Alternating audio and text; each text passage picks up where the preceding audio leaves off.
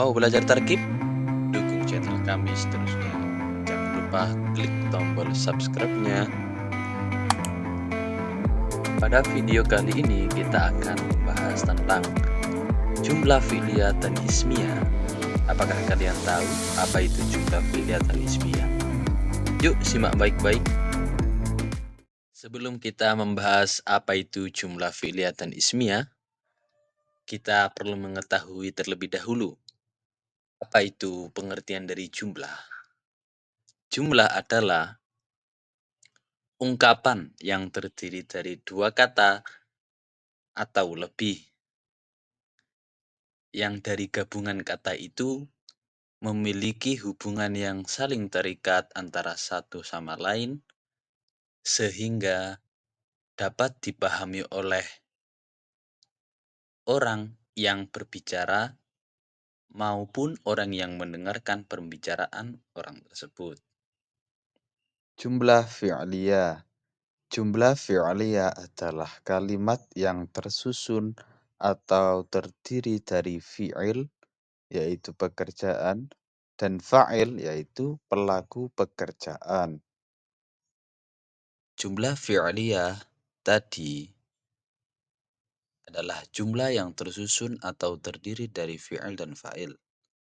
Nah, sekarang apa itu fi'il dan fa'il? Fi'il adalah kalimat yang menunjukkan arti pekerjaan yang berkaitan dengan waktu. Fi'il itu kan berkaitan dengan waktu.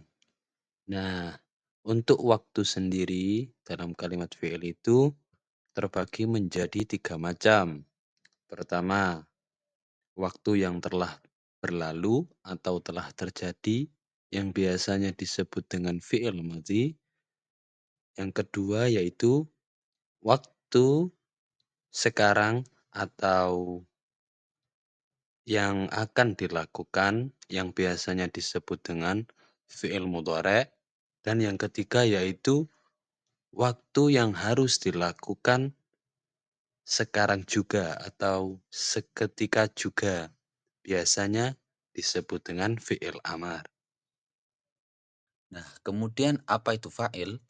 Fa'il adalah kalimat yang menunjukkan arti pelaku pekerjaan, baik pelaku tersebut berakal atau tidak berakal. Contoh, yaqra'u Ahmadul Qur'ana. Ahmad membaca Al-Qur'an. Kata yaqra'u merupakan kalimat fi'il karena dia menunjukkan arti pekerjaan yang berupa membaca. Nah, yaqra'u di sini merupakan kalimat fi'il berjenis fi'il mudhari' dalam artian sedang membaca atau akan membaca. Sedangkan lafadz Ahmadu berkedudukan sebagai fa'il karena dia adalah sebagai orang yang melakukan pekerjaan atau pelaku pekerjaan. Nah, untuk lafadz Al-Qur'an berkedudukan sebagai maf'ul bih karena dia menjadi sasaran pekerjaan atau juga disebut dengan objek dan kata keterangan. Jadi untuk lafadz Al-Qur'ana ini merupakan sasaran pekerjaan dari lafadz yaqra'u. Kemudian jumlah selanjutnya yaitu jumlah ismiyah. Apa itu jumlah ismiyah? Jumlah ismiyah adalah kalimat yang tersusun atau terdiri dari mubtada dan khobar. Ciri-ciri jumlah ismiyah itu biasanya kalimat pertamanya adalah kalimat isim yang biasanya berkedudukan sebagai mubtada, dan kalimat yang kedua yaitu khobar. Nah, apa itu mubtada dan khobar? Mubtada adalah isim yang jatuh di awal kalimat atau biasanya disebut dengan subjek. Nah, mubtada itu merupakan kalimat isim. Kalimat isim kan ciri-cirinya ada banyak, ada yang bisa ditandai dengan al, ada yang bisa memakai tanwin, dan lain-lain. Kemudian mubtada itu harus beri'rab rofa dan jatuh di awal kalimat. Mubtada adalah subjek kalau dalam istilah bahasa Indonesia itu mubtada itu biasanya disebut dengan subjek. Adapun khobar adalah kalimat yang jatuh setelah mubtada yang berfungsi untuk menjelaskan mubtada tersebut. Nah, bisa dipahami bahwa khobar adalah sebagai kalimat yang dapat menyempurnakan mubtada dalam pemahamannya. Nah, khobar di sini dalam istilah bahasa Indonesia itu biasanya disebut dengan predikat. Adapun juga khobar wajib beri'rab rofa. Contoh, ar-rajulu qa'imun. Laki-laki itu berdiri. Kata ar-rajulu merupakan kalimat isim. Dia berkedudukan sebagai mubtada dan juga karena dia berada di awal kalimat. Nah, lafadz ar-rajulu ini merupakan kalimat isim yang berjenis isim ma'rifat. Nah, tanda isim ma'rifatnya adalah alif dan lam. Untuk mubtada sendiri itu harus berupa isim ma'rifat dan harus jatuh di awal kalimat.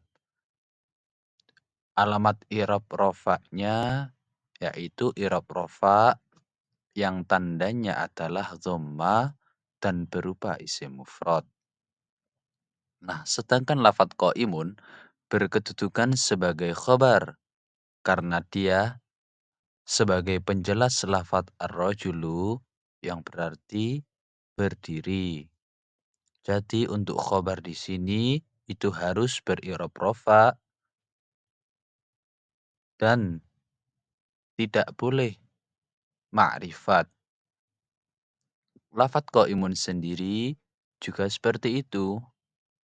Tidak berupa isim ma'rifat akan tetapi isim nakiroh yang ditandai dengan tanwin dan dia juga beri'rab rofa yang ditandai dengan dhamma.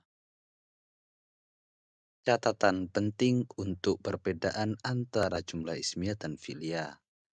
Yang pertama, jumlah fi'liyah, kata pertamanya itu harus berupa kalimat fi'il. Sedangkan dalam jumlah ismiyah, kalimat awalnya adalah harus berupa isim. Poin kedua yaitu subjek dalam jumlah ismiyah disebut dengan mubtada dan predikat dalam jumlah ismiyah disebut dengan khabar. Nah, untuk poin ketiga yaitu subjek dalam jumlah fi'aliyah disebut dengan fa'il, yaitu pelaku pekerjaan, dan predikat dalam jumlah fi'aliyah disebut dengan fi'il pekerjaannya. Adapun catatan yang terakhir, poin terakhir adalah dalam jumlah fi'aliyah yang dinamakan dengan objek itu menyesuaikan kondisi fi'ilnya. Apakah fi'ilnya wajib mengikut sertakan kata keterangan objek atau tidak. Dan ada juga fi'il itu yang tidak wajib memiliki kata keterangan atau tidak membutuhkan sasaran pekerjaan atau bisa disebut dengan objek. Cukup sekian dari kami. Wassalamualaikum warahmatullahi wabarakatuh. Terima kasih banyak sudah menonton. Jangan sampai ketinggalan video selanjutnya.